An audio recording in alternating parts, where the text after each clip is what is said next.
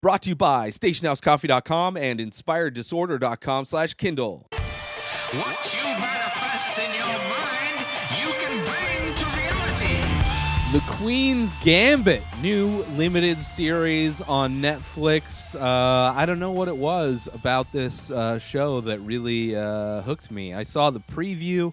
Every once in a while I'll go on Netflix and I'll look and see what's coming up, because it's hard to know what movies are I should check out when they come out. Releasing, nothing's really hitting movie theaters, so it's kind of hard to know what I should put on my radar. And for whatever reason, the trailer for this hooked me, and I watched it, and it was great. It's follows this woman, kind of a rise and fall story. She's a chess prodigy. I have no idea if this is based on a true story. I almost hope it's not, but it takes place in the 60s. She's an orphan. She's basically, she learns how to play chess from the janitor at her orphanage, and she's introduced to two things that kind of stick with her throughout her life. She gets introduced to chess, and she gets introduced to drugs in pill form. Pills were the gateway drug, and I believe are generally the gateway drug for most people. Their pills tend to be the most accessible to children, despite the right-wing propaganda that likes to put the blame on weed. Generally, just going to your parents' medicine chest and opening it up will give you access to a wide variety of types of drugs. And she was given, in the orphanage, all of the kids were given 2 pills, and one of her friends in the orphanage, or another girl in the orphanage, told her, I believe they were the green pill. She's like, "Oh, those are good. You should save those for night." And they're tranquilizer pills. So she ends up really liking those, and she finds that when she takes the tranquilizer pills at night, that she's able to visualize a chessboard on the ceiling, and she can play chess in her head, which is something she ended up getting introduced to as well. So she ends up falling in love with this thing, and she loves this thing because it's the one thing in her life that she has any kind of control over. It's one thing that has rules that make sense to her, and it's something that that she feels she has power over. It's just a great story. So you see her kind of learning how to play chess, and you see her that she has kind of proclivity to chess. It's something that she understands kind of fairly quickly, and it's kind of inferred a few times that maybe she's on the spectrum in some ways, which I wouldn't be surprised. But it's really a story and kind of a tale of how anybody can get good at anything. How whether it's chess or basketball or art or music or directing, editing, anything that you want to get good at, it's like this is how you do it, and not necessarily taking tranquilizers and visualizing it at the end of the day. But finding something that you enjoy doing, something that you can get lost in doing, something that you get obsessed with, and finding that thing is probably the most difficult part of life.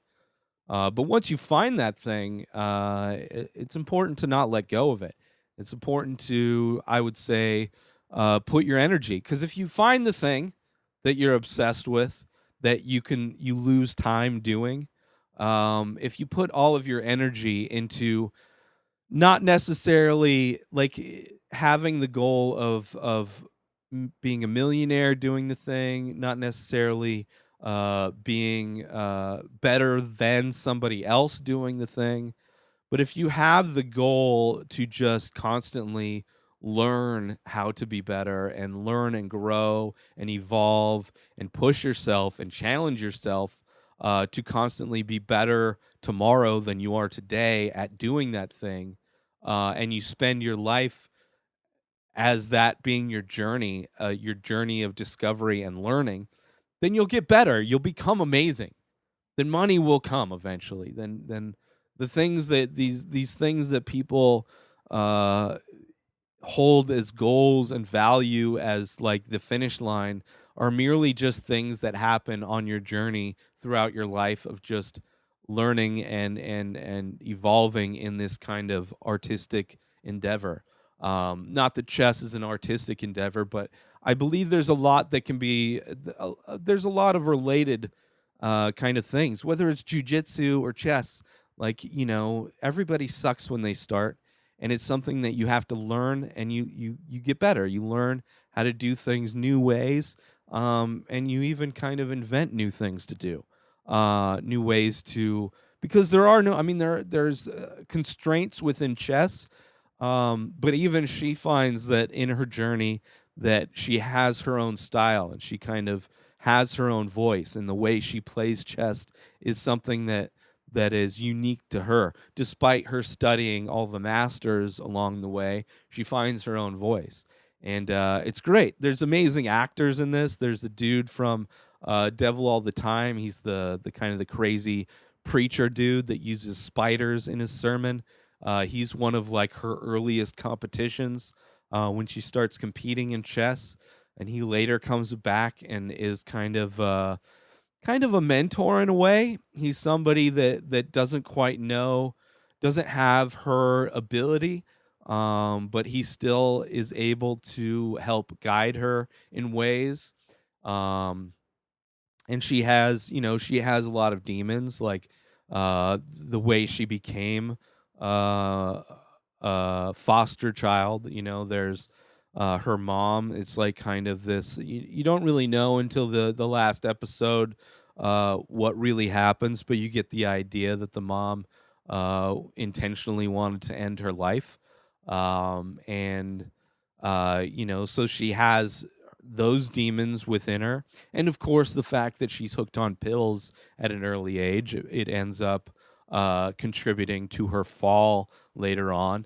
But the pinnacle of her, what her success that she wants to achieve, is competing with the Russians, which, when it comes to chess seems to be, a Russian game. Russians, communism, similar to chess. You have Tetris, kind of very simplistic games that are simplistic in a way, but can have a multitude of different ways of competing, it's the way this movie is shot, or this series is shot. The chess games are very exciting. I really enjoyed the movie. Way it's done, all the characters you follow, her and her journey with her foster mom, as kind of her caregiver, taking her to all these different tournaments, and just amazing. And even the look of the characters, all the actors in this have a very unique look. They're very, it's very easy when you have a cast of a bunch of white people to have a bunch of white people that look very similar. But this one, I mean, even the dude from Devil All the Time has a very unique look. I think he's also the bad guy in the that one Charlize Theron action movie, which I'm blanking on the name of. But there's a moment where that guy returns, and he notices that she's an alcoholic, and he tells his story about his dad, and how his dad, he wasn't abusive. He wasn't like, he just got quiet and fell asleep in the living room every night. And it was like he knew his dad was an alcoholic, but he was the type of alcoholic where it wasn't super destructive, but it was still destructive for him. And it ended up killing his dad eventually. And he wanted to spare her that tragic end. And he wanted, because she was young, amazing actress, by the way, the woman who plays the lead character. What is her name? Beth Harmon is the character. Anya Taylor-Joy.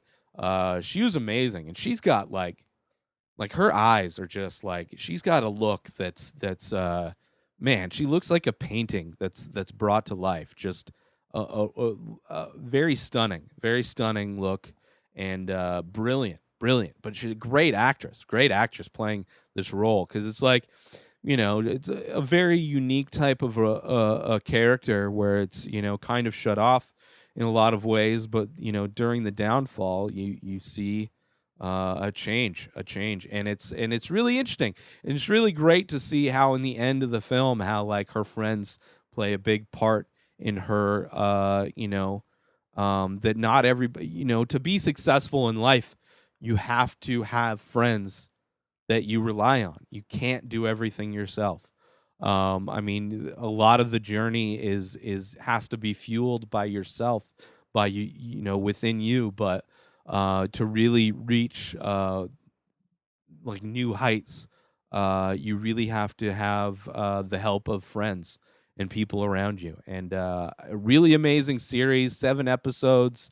I think they're an hour each episode, but I loved every bit of this movie. And highly recommend it. The Queen's Gambit on Netflix. Check it out.